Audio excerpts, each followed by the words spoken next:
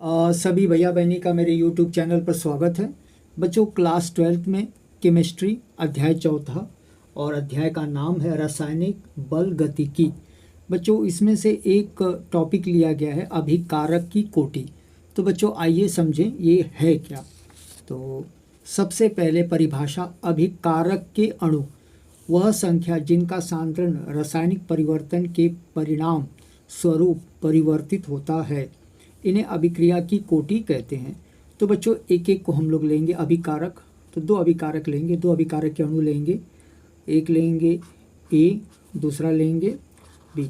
बच्चों संख्या का मतलब है इधर n लिखना है, इधर m लिखना है। अब बीच में दोनों को जोड़ देना है। बच्चों जो हमें मिलेगा वो होगा उत्पाद, ये ऐसे। अब प्रश्न उठता है कि जिनका सांद्रण, बच्चों ए में परिवर्तन होगा तो इसके सांद्रण में परिवर्तन होगा, रासायनिक परिवर्तन के परिणाम स्वरूप परिवर्तित होता है, इन अभिक्रिया को कोटि कहते हैं। आइए देखें कैसे कोटि इसमें निकलते हैं बच्चों। तो सर्वप्रथम ये जो n है ये बताता है कि ए की संख्या कितनी है। तो n बराबर 1, 2, 3 ऐसे हम लोग ले सकते हैं। और बच्चों m बराबर 1, 2, 3 आधा भी ले सकते हैं ऐसे। आइए बच्चों अब हम लोग देखेंगे ये दोनों आपस में क्या करेंगे, अभिक्रिया करेंगे तो इनके वेग में परिवर्तन होगा। तो हम लोग लिखेंगे वेग समानुपाती और लिखेंगे अभिकारक, अभिकारक का सांद्रण, सांद्रता, ये ऐसे।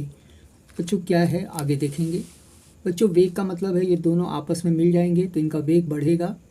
तो वेग के लिए अंग्रेजी में लिखा जाता है आर यानी रिएक्टेंट। इसमें हम लोग डालेंगे बराबर और एक स्थिरांक लगाएंगे के। बच्चों अभिकारक मतलब हमारे पास दो अभिकारक है, एक है ए और बच्चों सांद्रता का मतलब है ऐसे बड़ा कोष्ठक में डाल दो, इसी को कहते हैं सांद्रता। इसके सांद्रता में परिवर्तन होगा बी। अब बच्चों प्रश्न उठता है कि ये n का क्या होगा। तो n ऊपर आ जाएगा, m भी ऊपर आ जाएगा, यानी n, और ये हो जाएगा आपका m।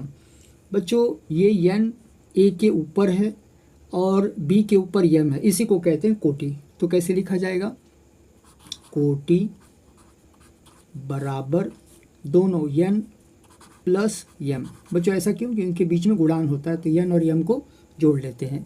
तो बच्चों लोग एक उदाहरण से हम लोग समझते हैं। तो हम लोग लेते हैं N2 nitrogen plus H2 hydrogen, दोनों की जब अभिक्रिया होती है तो पैदा होता है अमोनिया गैस। तो बच्चों देखेंगे इसको संतुलित करेंगे, ये N2 है, इधर 1 है तो हम लोग लगा देंगे 2, तो 2N और इधर 2N। बच्चों इधर हाइड्रोजन 2 है और यहाँ 3, और ये 3 दूना 6 हो जाएगा, तो हम लोग इधर लगाएंगे 3। मतलब N2 का एक अणु, हाइड्रोजन के 3 अणु आपको देगा 2 अमोनिया। तो बच्चों अब हम लोग इसका निकालेंगे R। तो R कैसे निकालेंगे, सबसे पहले लिखेंगे N2 ऐसे कोष्ठक लगाएंगे, इसको कहते हैं सांद्रण।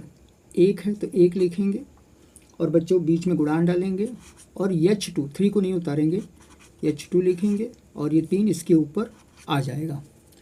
अब आगे देखें क्या हो रहा है बच्चों। अब कहते हैं कोटि निकालिए, तो लिखेंगे कोटि। कोटि में क्या होगा, ये दोनों ऊपर जो कोटि है यही कोटि रहती है, इन दोनों को प्लस कर देंगे तो कोटि क्या आ जाएगी 4। तो बच्चों मुझे आशा ही नहीं विश्वास है कि आपको वीडियो ज़रूर पसंद आया होगा। बच्चों लाइक करिए, कमेंट करिए, धन्यवाद।